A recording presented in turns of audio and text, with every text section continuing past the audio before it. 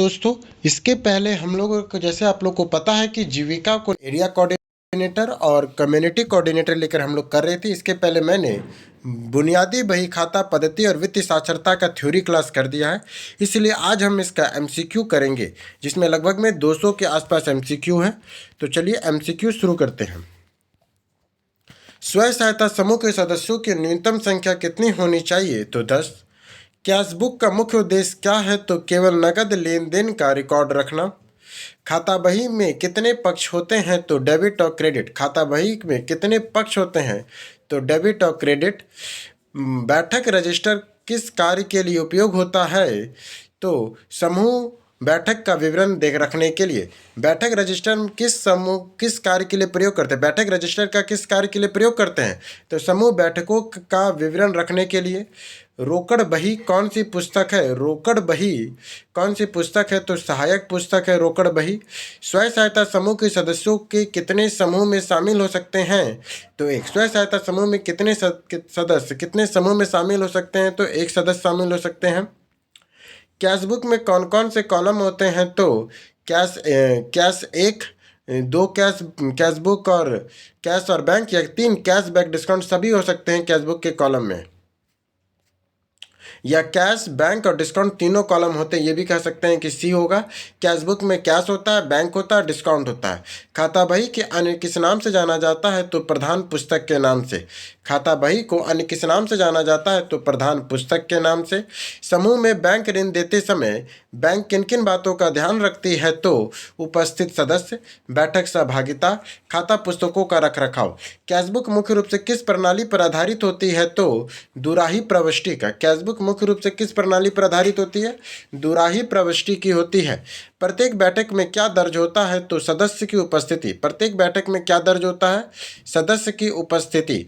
समूह स्तर पर खाता बही संतुलित क्यों की जाती है? सटीकता सुनिश्चित करने के लिए समूह स्तर पर खाता बही संतुलित क्यों की जाती है? तो सटीकता सुनिश्चित करने के लिए। स्वयं सहायता समूह में किसे प्रोत्साहित करते हैं? तो बचत की आदत को। स्वयं सहायता समूह किसे प्रोत्साहित करता है? तो बचत की आदत को।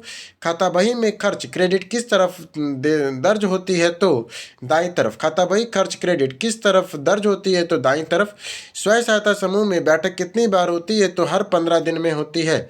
रोकड़ बही में नगद शेष रखने का उद्देश्य क्या है? तो नगद और लेखा जोखा रखना। रोकड़ बही में नकदी और शेष रखने का उद्देश्य क्या है? नकदी का लेखा जोखा रखना। बैठक रजिस्टर कब अपडेट किया जाना चाहिए? तो हर बैठक के बाद।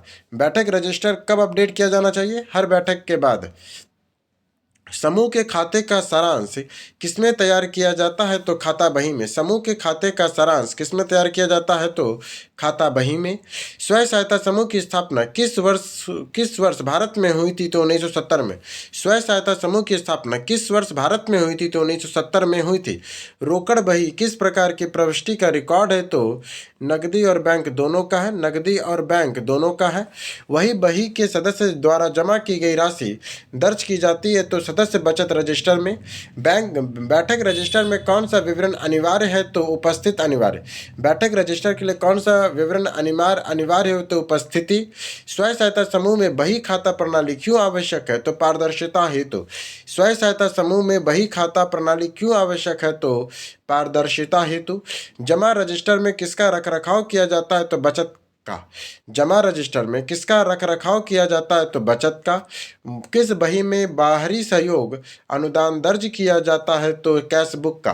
किस बही में बाहरी सहयोग अनुदान दर्ज किया जाता है? तो कैश बुक का। मासिक रिपोर्ट मुख्यतः किस रजिस्टर से बनती है? तो कैश बुक से। मासिक रिपोर्ट मुख्यतः किस रजिस्टर में बनती है? तो कैश बुक में। सदस्य ऋण रजिस्टर किसके लिए होता है? तो साप्ताहिक बैठक की रिकॉर्डिंग व्यक्तिगत सदस्य ऋण की जानकारी के लिए। सदस्य का जो ऋण रजिस्टर किसके लिए है? तो व्यक्तिगत सदस्यों के ऋण की जानकारी के लिए है। किस बही में बैंक से प्राप्त ब्याज दर्ज किया जाता है तो कैशबुक का। किस बही में बैंक से प्राप्त ब्याज दर्ज किया जाता है तो कैशबुक में। बैठक रजिस्टर अपडेट न करने पर किस समस्या का सामना करना पड़ता है तो सदस्यों की गलत गिनती का, लेन देन की अनियमितता का, पारदर्शिता की कमी का। बही खाता व्यवस्थापन में सर्वाधिक महत्वपूर्ण क्या है तो नियमित रिकॉर्डिंग।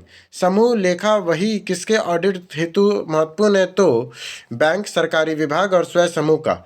समूह लेखा बही किसके ऑडिट हेतु महत्वपूर्ण है तो बैंक का, सरकारी विभाग का और स्वयं समूह का। हस्तांतरण प्रविष्टि किस बही में दर्ज होगी तो कैशबुक में और खाता बही में। समूह के किस रजिस्टर में ऋण चुनौती का रिकॉर्ड रहता है तो सदस्यों के ऋण रजिस्टर का। समूह के किस रजिस्टर में ऋण चुकौती का रिकॉर्ड रहता है तो सदस्य ऋण रजिस्टर में होता है। स्वयं सहायता समूह बैंक लीकेज कार्यक्रम किस संस्थान द्वारा शुरू किया गया है तो नाबार्ड के द्वारा। स्वयं सहायता समूह में पंजीकरण वैकल्पिक है। स्वयं सहायता समूह में पंजीकरण वैकल्पिक है। स्वयं सहायता समूह बैंक खाता कब खोलता है तो कुछ बैठकों के बाद। स्वयं सहायता समूह का बैंक खाता कब खोला जाता है तो कुछ बैठकों के बाद। स्वयं सहायता समूह के सदस्यों को बैंक में अलग व्यक्तिगत खाता रखना चाहिए, आवश्यकता के अनुसार कोई भी सदस्य। स्वयं सहायता समूह किस प्रकार के ऋण प्रदान करता है तो जमानत मुक्त का। स्वयं सहायता समूह किस प्रकार के ऋण प्रदान करता है तो जमानत मुक्त का। स्वयं सहायता समूह निगरानी उप समिति किसका कार्य है तो समूह की गतिविधियों पर निगरानी के लिए। स्वयं सहायता समूह की निगरानी उपस्थिति किसका अनिवार्य है तो समूह गतिविधियों पर निगरानी का। स्वयं सहायता समूह किस प्रकार की आय सृजन गतिविधियों को बढ़ावा देता है तो पशुपालन, कुटीर उद्योग, कृषि कार्यों के लिए। स्वयं सहायता समूह की निर्णय लेने की प्रक्रिया किसके द्वारा होती है तो समूह के सदस्यों द्वारा। स्वयं सहायता समूह के निर्णय लेने की प्रक्रिया किसके द्वारा होती है समूह के सदस्यों के द्वारा। स्वयं सहायता समूह में विवाद या समस्या का समाधान कैसे होता है तो समूह नेतृत्व की बैठक के द्वारा। मान लीजिए कोई स्वयं सहायता समूह विवाद या समस्या हो गया तो उसका समाधान कैसे होगा तो समूह के नेतृत्व और बैठक के द्वारा। समूह द्वारा किसी सामूहिक गतिविधि पे किए गए व्यय को किस शीर्ष के अंतर्गत दर्ज किया जाएगा तो आयगत व्यय के रूप में। बैंकों द्वारा लिए गए लेन देन शुल्क का रिकॉर्ड कहाँ दर्ज किया जाता है तो कैशबुक और आय व्यय खामे में। स्वयं सहायता समूह के लेखांकन रिकॉर्ड का ऑडिट क्यों आवश्यक है केवल बैंक ऋण पाने के लिए। स्वयं सहायता समूह के लेखांकन रिकॉर्ड का ऑडिट क्यों आवश्यक है केवल बैंक ऋण पाने के लिए। बचत का अर्थ है आय व्यय। बचत का अर्थ क्या होता है आय और व्यय। भारत में बचत का सबसे सुरक्षित साधन कौन सा है तो डाकघर बचत खाता। भारत में बचत का सबसे सुरक्षित साधन कौन सा है तो डाकघर बचत खाता। रिसाइकलिंग डिपॉजिट आवर्ती जमी का मुख्य लाभ क्या है नियमित मासिक बचत और ब्याज। रिकेलिंग डिपॉजिट की आवर्ती जमी का मुख्य लाभ क्या नियमित मासिक बचत और ब्याज। म्यूचुअल फंड में बचत किस प्रकार मानी जाती है तो मध्यम जोखिम का। म्यूचुअल फंड में बचत किस प्रकार की मानी जाती है तो मध्यम जोखिम का। लोक भविष्य निधि पीपीएफ में जमा की गई राशि कर मुक्त होती है। भारतीय परिवार में सबसे अधिक बचत किस रूप में होती है तो सोना और आभूषण के रूप में। फिक्स्ड डिपॉजिट मियादी जमा का प्रमुख लाभ क्या है तो अधिक ब्याज दर, तरलता, बिना जोखिम का। बचत दर का अर्थ क्या है आय का प्रतिशत जो बचाया गया हो। आपातकालीन कोष इमरजेंसी फंड किस प्रकार की बचत है तो अल्पकालीन बचत है। तरल परिसंपत्ति किसे कहते हैं तो नगद या बैंक बैलेंस को। तरल परिसंपत्ति किसे कहते हैं नगद या बैंक बैलेंस को कहते हैं। बचत खाता का सबसे बड़ा लाभ क्या है तो धन की सुरक्षा और तरलता। बचत खाता का सबसे बड़ा लाभ क्या है तो धन की सुरक्षा और तरलता। भारत में बचत खाते पे ब्याज दर कौन तय करता है तो वाणिज्यिक बैंक। राष्ट्रीय बचत प्रमाण पत्र एनएससी किस संस्थान द्वारा जारी किया गया है तो डाकघर के द्वारा। सिस्टमेटिक इन्वेस्टमेंट प्लान एसआईपी किससे संबंधित है तो म्यूचुअल फंड से संबंधित है। बचत दर में कमी का अर्थ क्या है तो अधिक उपयोग, कम निवेश, आर्थिक असंतुलन। बचत का स्वभाव कैसा होता है तो अनिश्चित होता है। बचत का स्वभाव कैसा है तो अनिश्चित होता है। चक्रवृद्धि ब्याज बचत को कैसे प्रभावित करता है तो बढ़ाता है। चक्रवृद्धि ब्याज बचत को कैसे बढ़ाता है। पोस्ट ऑफिस टाइम डिपॉजिटरी की तुलना में किससे की जाती है तो एफडी मियादी जमा से की जाती है। भारत में फाइनेंसिंग लिटरेसी वित्तीय साक्षरता का मुख्य उद्देश्य क्या है जनता को बचत और ऋण की जानकारी देना। केवाईसी प्रक्रिया का संबंध किससे है तो ग्राहक की पहचान से है। लघु बचत योजना का संचालन कौन करता है तो डाकघर करता है। बचत की आदत से पूंजी निर्माण होता है, आर्थिक विकास होता है, आत्मनिर्भरता आती है। इंडेक्स फंड किस प्रकार की बचत योजना है? तो म्यूचुअल फंड आधारित है। लॉक इन पीरियड का क्या अर्थ है? तो वह अवधि जिसमें निवेश को कोई नहीं निकाल सकता उसे लॉक इन पीरियड कहते हैं। ईपीएफ कर्मचारी भविष्य निधि किस श्रेणी की बचत है? तो अनिवार्य है। एनपीएस राष्ट्रीय पेंशन योजना का मुख्य उद्देश्य क्या है? तो पेंशन उपलब्ध कराना। बचत को प्रोत्साहित करने वाला मुख्य कारक कौन सा है? तो उच्च आय, कर छूट, ब्याज दर। फाइनेंशियल प्लानिंग का पहला चरण क्या है? तो उसे बचत कहते हैं। फाइनेंशियल प्लानिंग का पहला चरण क्या है? तो उसे बचत कहते हैं। गोल्ड बॉन्ड किस संस्थान द्वारा जारी किया जाता है? तो गोल्ड बॉन्ड कौन जारी करता है? भारतीय रिजर्व बैंक जारी करता है। वित्तीय समावेशन का मुख्य उद्देश्य क्या है? तो सभी को बैंकिंग सुविधाएं उपलब्ध कराना। ऋण का अर्थ क्या है? उधार ली गई राशि। ऋण का अर्थ क्या है? उधार ली गई राशि। आवास ऋण किस प्रकार का ऋण है? तो ये उपभोक्ता ऋण है। आवास ऋण कैसा होता है? तो ये उपभोक्ता का ऋण है। आवास ऋण कैसा ऋण है? तो ये उपभोक्ता ऋण है। ईएमएफ का पूर्ण रूप क्या है? तो इक्वेटेड मंथली इंस्टॉलमेंट। ईएमएफ का ईएमआई का मतलब क्या होता है? Equated monthly instalment. कोरेटल का संबंध है ऋण की सुरक्षा से। कोरेटल का संबंध किससे? ऋण की सुरक्षा से है। सुरक्षित ऋण का उदाहरण क्या है? तो गृह ऋण है। सुरक्षित ऋण का उदाहरण क्या है? तो गृह ऋण है। असुरक्षित ऋण की क्या विशेषता होती है? तो जमानत की आवश्यकता नहीं है। चक्रवृद्धि ब्याज क्या है? तो मूलधन और संचित ब्याज पर ब्याज। मूलधन और संचित ब्याज पर ब्याज। क्रेडिट स्कोर ऋण प्राप्ति को कैसे मदद करता है? तो उच्च स्कोर से कम ब्याज दर पर। ऋण का फ्लोटिंग ब्याज दर क्या है? तो ऋण पे फ्लोटिंग ब्याज दर क्या होता है? ब्याज के अनुसार बदलता है। मूलधन क्या है? तो उधार ली गई मूल राशि को मूलधन कहते हैं। ऋण पात्रता किस पर निर्भर करता है? तो ऋण की पात्रता आय, क्रेडिट स्कोर और आयु पर निर्भर करता है। ऋण की पात्रता किस पर निर्भर करती है? तो आय, क्रेडिट स्कोर और आयु पर निर्भर करता है। शिक्षा ऋण मोरेटोनियस पीरियड क्या है? तो पढ़ाई पूरी होने पर ईएमआई स्थगित करना। शिक्षा ऋण में मोरेटोरियम पीरियड क्या है? तो पढ़ाई पूरी होने पर ईएमआई स्थगित करना। पूर्व भुगतान से क्या लाभ है? तो ब्याज बचत होता है। ऋण को पूर्व भुगतान से क्या लाभ होता है? तो ब्याज में बचत होता है। ऋण चूक के क्या परिणाम है? तो क्रेडिट स्कोर का गिरना, कानूनी कार्रवाई, संपत्ति जब्त। आरबीआई द्वारा निर्धारित रेपो रेट ऋण पर कैसे प्रभाव डालता है? तो बढ़ने से ब्याज बढ़ती है, घटने से ब्याज घटती है। ऋण की अवधि बढ़ने पर क्या प्रभाव पड़ता है? मासिक ईएमआई कम होता है। लोन टू वेल्थ रेशियो का क्या दर्शाता है? तो ऋण राशि और संपत्ति मूल्य का अनुपात को। होम लोन में टॉपअप लोन क्या है? तो अतिरिक्त ऋण राशि है। होम लोन में टॉपअप लोन क्या है? तो अतिरिक्त ऋण राशि है। ऋण में प्री क्लोज शुल्क क्या है? तो समय से पहले ऋण चुकाने का शुल्क। ऋण में प्री क्लोजर शुल्क क्या है? तो ऋण समय से पहले ऋण चुकाने का शुल्क। क्रेडिट कार्ड ऋण किस प्रकार का ऋण है? तो असुरक्षित ऋण है। क्रेडिट कार्ड ऋण किस प्रकार का ऋण है? तो असुरक्षित ऋण है। ऋण को फिक्स्ड ब्याज दर का क्या लाभ है? तो ब्याज परावर्तित से प्रभावित नहीं है। ओवरड्राफ्ट सुविधा किस खाते का आम है? तो चालू खाते का है। ऋण को बोरियर की क्या भूमिका है? तो संयुक्त रूप से ऋण चुकाने की जिम्मेदारी है। आरबीआई द्वारा रेपो रेट घटाने से क्या होता है? तो ऋण सस्ता होता है रेपो रेट घटने से। ऋण में ग्रेस पीरियड क्या है? तो भुगतान के अतिरिक्त समय देना। गोल्ड लोन की अधिकतम अवधि सामान्यतः कितनी होती है? तो 3 वर्ष होती है। ऋण की स्वीकृत पत्र में क्या शामिल होता है? तो ब्याज दर और अवधि। एनबीएफसी और बैंकों का मुख्य अंतर क्या है? तो एनबीएफसी जमा स्वीकार नहीं करता है। ऋण में डाउन पेमेंट क्या है? तो उधारकर्ता द्वारा दी गई प्रारंभिक राशि। एनपीए नॉन परफॉर्मिंग एसेट और गैर निष्पादित परिसंपत्ति किसे कहते हैं? तो वह ऋण जिसकी समय पर अदायगी ना हो। स्वयं सहायता समूह एसएचजी के मुख्य रूप से किस प्रकार के कैशबुक का उपयोग करता है? तो रोकड़ और बैंक बही का। खाता बही का प्राथमिक उद्देश्य क्या है? तो प्रत्येक सदस्य के व्यक्तिगत खाते का विवरण रखना। एसएचजी की मासिक बैठक में सबसे पहले क्या किया जाता है? तो बैठक रजिस्टर में उपस्थिति दर्ज कराना। बैठक रजिस्टर में किस बात का रिकॉर्ड नहीं रखते हैं? तो प्रत्येक सदस्य के नहीं, क्या चीज रिकॉर्ड रखते हैं? बैठक में लिए गए निर्णय का बैठक रजिस्टर में रखते हैं। बैठक की स्थिति और स्थान, चुनी हुई समिति के सदस्यों का नाम रखते हैं। प्रत्येक सदस्य के दैनिक नकद जमा, ये हम लोग बैठक रजिस्टर में नहीं रखते हैं, दूसरा चीज में रखते हैं ये लोग। यदि किसी सदस्य ने 100 रुपये मासिक बचत जमा की है तो इस लेन देन में किसमें दर्ज करेंगे? तो इसे कैशबुक और उस सदस्य की खाता बही में, कैशबुक में और उस सदस्य की खाता बही में जमा लिखेंगे हम लोग। ऋण चुनौती की रसीद कैसे दी जाती है? तो केवल ऋण लेने वाले सदस्यों को। एसएचजी के लेखांकन के वाउचर को क्या उपयोग है? तो किसी भी लेन देन के लिए सबूतों के रूप में कार्य करना। बैंकों में जमा राशि को एसएचजी में किस बही में दर्ज किया जाता है तो कैशबुक बैंक कॉलम में जमा के रूप में। एसएचजी की वार्षिक लेखा जोखा का ऑडिट कौन करता है? तो उसका ऑडिट करता है एक बाहरी व्यक्ति या परिचित फैसिलेटर। किसी सदस्य के ऋण देने दिए जाने का निर्णय किस रजिस्टर में दर्ज किया जाता है? तो बैठक रजिस्टर में। बचत सेविंग में एसएचजी की बही खाता प्रणाली में किस रूप में दर्ज की जाती है? तो बैठक रजिस्टर में।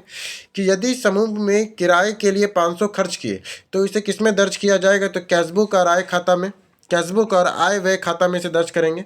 एसएचजी में लेखांकन का मुख्य उद्देश्य क्या है? तो केवल ऋण वितरण रिकॉर्ड करना। एसएचजी में लेखांकन का मुख्य उद्देश्य क्या है? तो केवल ऋण वितरण रिकॉर्ड करना। आय व्यय खाता तैयार करने के लिए मुख्य स्रोत कौन सी बही है? तो कैशबुक है। पहला एक नया सदस्य शामिल होता है और अपनी पहली बचत भी 200 रुपये जमा करता है। इस लेन देन का प्रभाव क्या होगा? नगद बढ़ेगा, दायित्व बढ़ेगा। ब्याज आय इंटरेस्ट इनकम का सबसे पहले किस बही में दर्ज किया जाता है? तो कैशबुक में। कोषाध्यक्ष की मुख्य जिम्मेदारी क्या है? बही खाता रिकॉर्ड को सही और अद्यतन रखना। एसएचजी का लेखांकन का स्टॉक रजिस्टर में क्या क्या उद्देश्य है? तो समूह के संपत्ति, भौतिक संपत्ति जिसमें फर्नीचर, स्टाम्प का रिकॉर्ड रखना। वार्षिक लेखा जोखा तैयार करने के बाद उसे सबसे पहले किसमें दिखाया जाता है? तो समूह के सभी सदस्यों को। एसएचजी द्वारा अर्जित ब्याज के आय को अंततः किस खाते में स्थानांतरित किया जाता है? तो किस खाते में स्थानांतरित करते हैं? तो इसे हम लोग आय व्यय खाता में स्थानांतरित करते हैं। किसी सदस्य द्वारा ऋण की अग्रिम चुकौती का रिकॉर्ड कहाँ दर्ज की जाती है? तो कैशबुक और उस सदस्य के व्यक्तिगत लेजर खाते में। किसी सदस्य द्वारा ऋण की अग्रिम चुकौती का रिकॉर्ड कहाँ दर्ज की जाती है? तो कैशबुक और उस सदस्य के व्यक्तिगत लेजर खाते में।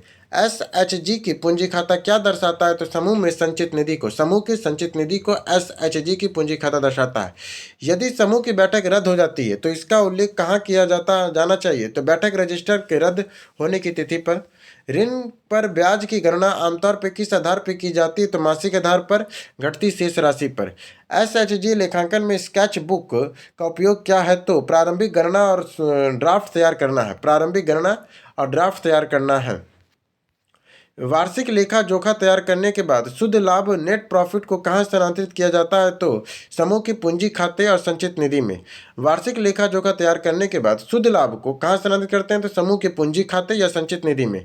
बैंक में नगद निकासी में कैशबुक को कैसे दर्ज किया जाता है? तो नगद कॉलम में जमा, बैंक कॉलम में निकासी से। नगद कॉलम में जमा और बैंक कॉलम में निकासी से। किसी सदस्य के समूह से निकलने पर उसकी बचत राशि पर भुगतान किस शेष में किया जाएगा? तो समूह के वर्तमान नकदी जमा, बैंक जमा में। एसएचजी के लेखांकन में स्टॉक रजिस्टर में किसकी जानकारी नहीं होती है? तो किसी किसी जानकारी है तो रजिस्टर की संख्या में, स्टाम्प पैड की कीमत में, मोहर की संख्या में होती है। यदि कोई सदस्य अपनी मासिक बचत जमा करने में चूक जाता है तो उसका रिकॉर्ड कहाँ रखते हैं? तो सदस्य के लेजर खाते में। यदि कोई सदस्य अपनी मासिक बचत जमा करने में चूक जाता है तो उसका रिकॉर्ड कहाँ रखते हैं? तो उस सदस्य के लेजर खाते में। एक बैंक द्वारा जमा राशि पर दिया गया ब्याज कैशबुक में कैसे दर्ज होता है? तो वो बैंक प्राप्ति के रूप में। समूह द्वारा किराए पर ली गई अलमारी के लिए भुगतान किस शीर्षक के अंतर्गत दर्ज किया जाता है? तो आयगत व्यय में के रूप में। एसएचजी के लेखांकन में कौन सा सिद्धांत यह सुनिश्चित करता है कि लेन देन के लिए हमेशा एक वाउचर हो? तो लेन देन की सबूत का सिद्धांत। किसी सदस्य द्वारा ऋण चुकौती के दौरान भुगतान पर किया गया अतिरिक्त देरी शुल्क, लेट फी कहाँ दर्ज होता है? तो कैशबुक और आय व्यय के खाते में। एसजीएच की बही खाता प्रणाली में पेटी कैश का उपयोग किस लिए किया जाता है? बैंक में जमा करने के लिए, बैंक में जमा करने के लिए। समूह द्वारा बैंक के लिए गए ऋण में कैशबुक कैसे दर्ज होता है? तो बैंक कॉलम में जमा के रूप में। आय व्यय की खाता और पूंजी खाता किसी वित्तीय विवरण का हिस्सा है? तो आय विवरण और तुलन पत्र का, आय विवरण और विवरण और तुलन पत्र का है। एसएचजी के लेखांकन रिकॉर्ड को सुनिश्चित रूप से कब तक रखने की आवश्यकता होती है? तो लंबी अवधि के लिए, कम से कम 5 से 7 वर्ष के लिए। किसी सदस्य द्वारा एकमुश्त 2 महीने की बचत जमा करने पर उसका रिकॉर्ड कैसे रखा जाता है? तो 2 महीनों में अलग अलग बचत के रूप में। एसएचजी के लेखांकन में बैंक समाधान विवरण, बैंक रिकॉन्सिलिएशन स्टेटमेंट तैयार करने का कारण क्या है? तो समूह में कैशबुक के शेष और बैंक स्टेटमेंट के शेष मेल खाना सुनिश्चित करने के लिए। समूह द्वारा किसी सदस्य को दिए गए ऋण पर ब्याज की राशि कहाँ दर्ज होती है? तो कैशबुक में, सदस्य के लेजर खाते में, सदस्य के लेजर खाते में। एसएचजी की बही खाता प्रणाली में खोला गया चेक बुक का रिकॉर्ड कहाँ दर्ज किया जाना चाहिए? तो बैंक रजिस्टर में। SHG की बही खाता प्रणाली में खोया गया चेक का रिकॉर्ड कहाँ दर्ज होना चाहिए? तो बैठक रजिस्टर में।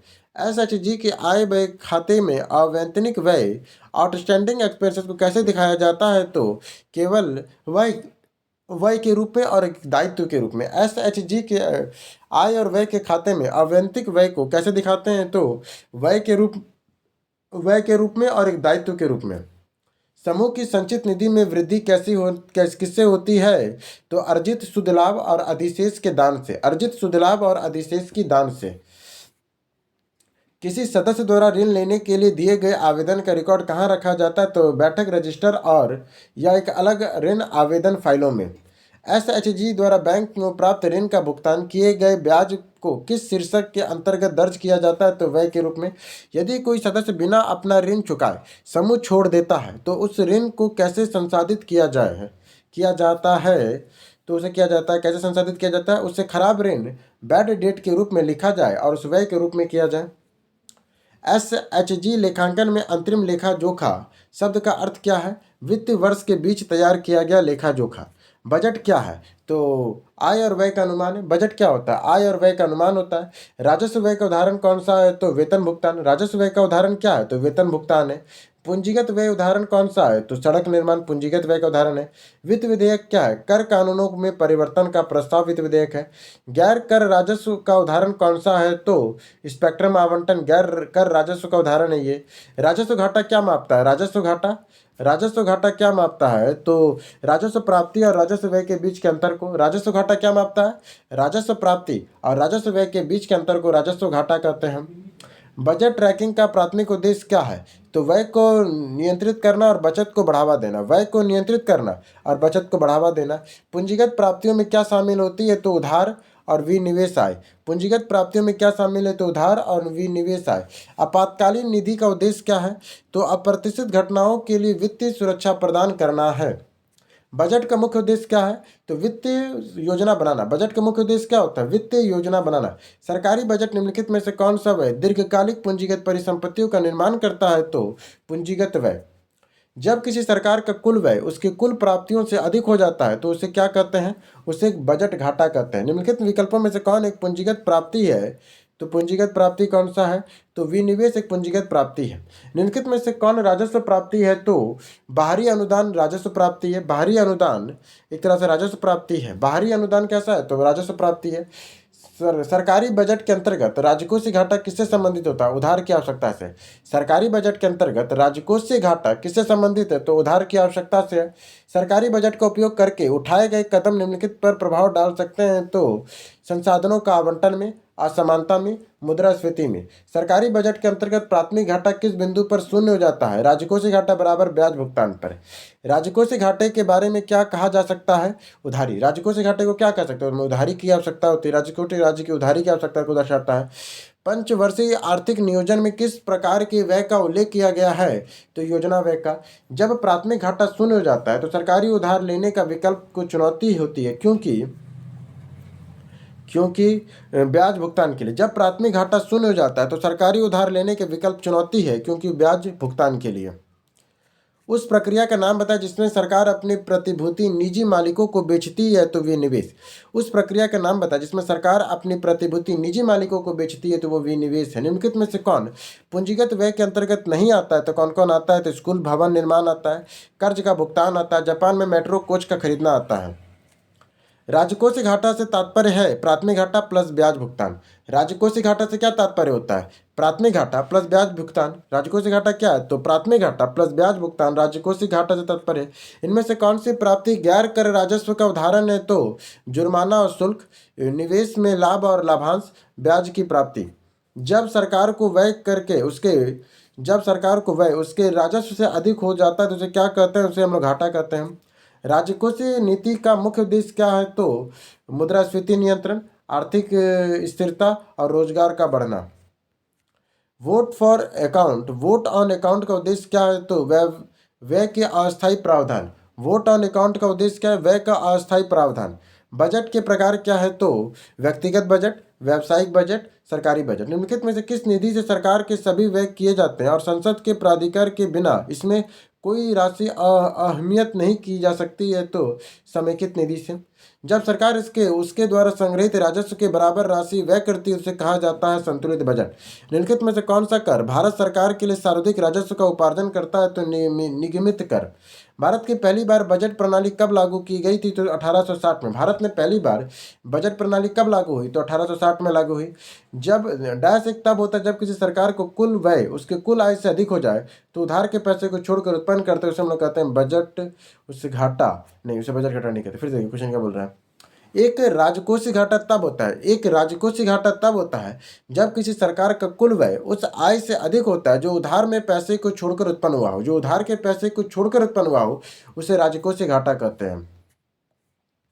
ऐसी स्थिति जिसमें सरकार का व्यय उसके राजस्व से अधिक हो जाए, ऐसा व्यय जिसमें सरकार का जो व्यय है उसके राजस्व से अधिक हो जाए उसे हम लोग क्या कहते हैं, उसे हम लोग वित्त की कमी कहते हैं, या उसे बजटीय घाटा भी कह सकते हैं हम।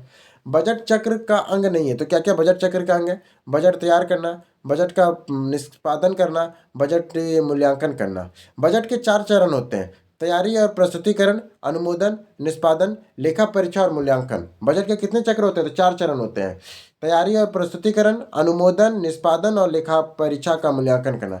बजट प्रपत्र और प्रक्रिया में बाह्य ऑडिट किसके द्वारा की जाती है तो नियंत्रक या महालेखा परीक्षक के द्वारा। विधानसभा में बजट प्रस्तुत करने के बाद करों के संबंध में प्रस्ताव प्रस्तुत करता है तो वित्त विधेयक के रूप में। बजट वर्ष का अर्थ क्या है तो 1 अप्रैल से 31 मार्च तक। भारत में किस वर्ष रेल बजट को आम बजट में शामिल कर लिया गया था तो 17-18 में। केंद्रीय वित्त मंत्री निर्मला सीतारमण ने 1 फरवरी 2025 को प्रस्तुत बजट में बारे में लिखित तो कौन सा कथन सही है तो ये 8वां बजट था उनका। निम्नलिखित में से कौन भारत का पहला पेपरलेस बजट था तो बजट 21-22 एक पेपरलेस बजट था 21-22 का। कौन सा विधेयक पर काम नहीं है तो बजट कौन सा विधायिका का काम नहीं है तो बजट कानून बनाना है, बजट पारित करना है, कार्यपालिका पर नियंत्रित करना। पर बजट बनाना विधायक का काम नहीं, ये न्याय ये कार्यपालिका बजट बना के देगी और विधायिका उसे पारित करेगी। किस देश में सर्वप्रथम शून्य आधारित बजट पेश हुआ था तो अमेरिका में। शून्य आधारित बजट पेश कहाँ हुआ था, अमेरिका में हुआ था। भारत में निम्न में से कौन सा बजट का प्रकार नहीं है तो कौन कौन है, संतुलित बजट है, अधिशेष बजट है, ब्रिटेन में है पर घाटे का बजट नहीं। उन्हें तो कौन सा बजट का प्रकार नहीं है, कौन सा बजट का प्रकार नहीं है, घाटे का। बजट के प्रकार होते हैं संतुलित बजट, अधिशेष बजट और घाटे का बजट। ब्रिटेन बजट ऐसा कुछ नहीं होता है। संतुलित बजट होता है, अधिशेष बजट होता है और घाटे का बजट। संतुलित बजट मतलब क्या, जितना व्यय कर रहे हैं उतना ही हम लोग प्राप्ति कर रहे हैं तो ये बराबर का बजट हो गया। अधिशेष बजट मैंने सरकारी राजस्व वित्त से अधिक आ रहा है तो ये अधिशेष बजट होगा। घाटे बजट क्या हुआ, व्यय ज्यादा कर रहे हैं और राजस्व कम हो गया तो घाटे का बजट कहेंगे। बजट पेश करने के लिए लाल बैग का उपयोग किसने शुरू किया था तो विलियम एडवर्ड गोल्डस्टोन ने किया था। बजट पेश करने के लिए लाल बैग का प्रयोग किसने शुरू किया था, विलियम एडवर्ड गोल्डस्टोन ने किया था 1860 में। भारत के संविधान में बजट का कहाँ है तो कहीं नहीं है। इसको बजट की जगह यहाँ पे वार्षिक वित्तीय विवरण कहा गया अनुच्छेद 112 में।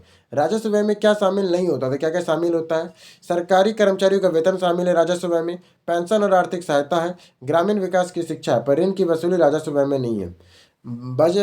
वस्तु और सेवा कर जीएसटी जिसने भारत में केंद्र और राज्यों के अप्रत्यक्ष करों जैसे वैट, उत्पाद शुल्क और सेवा कर का स्थान ले लिया, लागू किया गया था 1 जुलाई 2017 को। शून्य आधारित बजट के बारे में कौन सा कथन सत्य है, यह शून्य से शुरू होता है, सही बात है। यह बजट जो शून्य से शुरू होता है कहाँ शुरू हुआ था तो अमेरिका में शुरू हुआ था। विनिवेश का अर्थ क्या है तो सरकारी सार्वजनिक क्षेत्रों में उद्योगों में अंशों की बिक्री करना। इस तरह से हम लोग का इसका 203 क्वेश्चन खत्म हो गया। जल्दी हम लोग मिलेंगे आजीविका संवर्धन के साथ अगला चैप्टर के साथ। तब तक के लिए धन्यवाद।